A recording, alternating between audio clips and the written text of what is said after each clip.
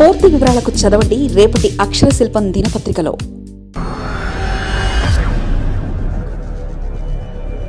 బాబు strategy work out అయినట్లేనా? అన్ని సందేహాలకు full stop పడినట్లేనా? కర్నూలులో ప్రధాని నరేంద్ర మోదీ సభ సక్సెస్ కావడంతో చంద్రబాబు నాయుడు హ్యాపీ ఫీల్ అవుతున్నారట.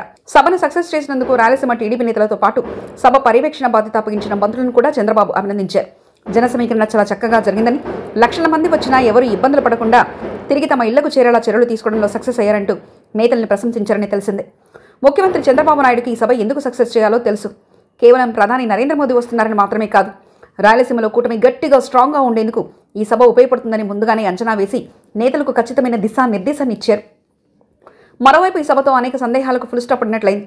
ముఖ్యంగా కర్నూలు సభలో పవన్ కళ్యాణ్ మరోసారి 15 ఏళ్లు కూటమి కలిసి ఉండాలని చెప్పడం కూడా అందులోనిదే. నిజానికి చంద్రబాబు కూడా కోరుకున్నది అదే. ఇప్పటివరకు గత కొద్ది రోజులుగా కూటమి పార్టీలో సఖ్యత లేదని, అసెంబ్లీలో జరిగిన వివిధ పరిణామాల నేపథ్యంలో గ్యాప్ పెరిగిందన్న భావన అన్ని పార్టీల్లో వ్యక్తమవుతుంది. అలాగే టీడీపీ క్యాడర్తో పాటు నేతల్లోనూ ఒకంత ఆందోళన నెలకొంది.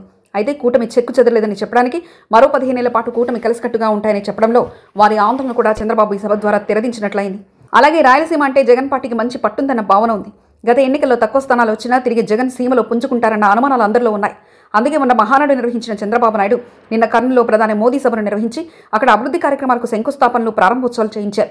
దీంతో అభివృద్ధితో పాటు సంక్షేమంలోనూ రాయలసీమకు తమ ప్రభుత్వం న్యాయం చేస్తుందన్న సంకేతాలను ప్రజల్లోకి పంపేందుకు ఈ కర్నూలు సభ ఉపయోగపడిందన్న విశ్లేషణలు వెలువడుతున్నాయి. అందుకే ఏరికోరి చంద్రబాబు నాయుడు సీమాలో సత్తా చాటి తమ సేవ తగ్గలేదని నిరూపించుకున్నారని అంటున్నారు. మరిన్ని కథనాల కోసం సబ్స్క్రైబ్ చేసుకోండి మీ అక్షర శిల్పం. పూర్తి వివరాలకు చదవండి రేపటి అక్షర శిల్పం దినపత్రికలో.